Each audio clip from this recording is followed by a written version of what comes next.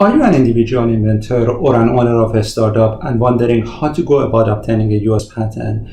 In this video, I will tell you about the 3 steps involved in obtaining a US patent.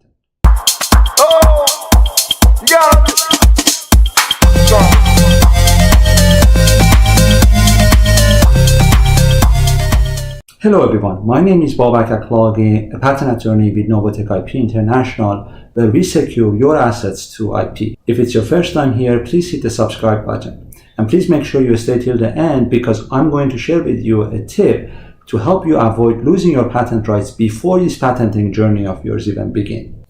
Let's get into it. What is the goal of the patent law? The goal of the patent law is to promote the progress of science. It does this by encouraging the inventor to disclose his invention to the public, and in return the government will give the inventor 20 years exclusive rights to the invention. Here are the steps involved in obtaining a patent, a US patent. First, preparing a patent application for your invention. Second, filing the patent application with the United States Patent and Trademark Office, which we often refer to as USPTO or just PTO. And third is the examination of the patent application by the examiner. If during the examination the application is deemed to be allowable, then the application is ultimately issued as a patent. If during the examination the application is not deemed to be allowable, then it's finally rejected. Let's turn our attention to the first step. Preparing a patent application starts with you coming up with a patentable idea and identifying a registered patent practitioner to prepare a patent application for your idea. The registered patent practitioner normally is a registered patent attorney. Patent attorneys have 2 licenses, one general license issued by the state bar in which they practice, and a second one issued by the USPTO. To obtain the second bar license, the patent attorney must have a scientific background, at a minimum a bachelor's degree in engineering or some other scientific field, and must pass a patent bar administered by the USPTO. Once you have identified and engaged a suitable patent attorney for your invention, then you can disclose your invention to the patent attorney. Do not worry about signing an NDA with the patent attorney. The communication between you and your patent attorney is protected under attorney-client privilege. The disclosure to your patent attorney can be done in 3 ways. 1, it can be done telephonically, it can be done via video conference, or it can be done in person. Most of the disclosure these days are either done via telephone conference or video conference. Most of the disclosures I do are conducted via video conference. Specifically, I use Microsoft Teams for my disclosures.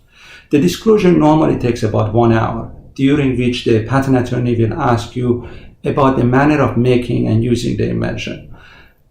It's important to provide the patent attorney during the disclosure or in advance of the disclosure, preferably in advance of the disclosure, with any technical documents that you have that describe the invention. For example, technical drawings, technical specification. This will help the patent attorney to better prepare himself or herself to attend the disclosure meeting and results in a more fruitful discussion between you and your patent attorney. Once a disclosure is conducted, the patent attorney may conduct a patentability search to identify or to assess the patentability of your invention over prior art, prior patents, or prior publications. Assuming the result of the patentability search is clear, then the patent attorney will move forward to prepare a patent application for your invention. The patent application is both a technical document and a legal document. It describes the manner of making and using the invention, and it also describes the boundary of the invention. So it is very important that your patent attorney have a relevant technical background in the field of your invention to be able to fully describe your invention in the application. Once the application is prepared, we move to the second step of filing out the application with the USPTO. This step involves submitting the application with certain formal documents to the USPTO. The formal documents includes assignments, power of attorney, inventor declaration, or an application data sheet. Once the application is filed, the examination phase of the application begins. During the examination, the patent application is assigned to a patent examiner who has a relevant background in the field of the invention. The examiner normally has many applications assigned to her. So normally it will take a few years, maybe at 1 year, 2 years, or sometimes more for the examiner to pick up your application and start reviewing your invention. Once the examiner starts reviewing your invention, the examiner will conduct an online search to determine the patentability of your invention. The examiner will set forth her finding in a written communication, which we refer to often as office action. The office action will set forth one or more grounds for rejecting your application. The one or more grounds may be over one or more prior arts, again, what we refer to as prior patents, prior publication.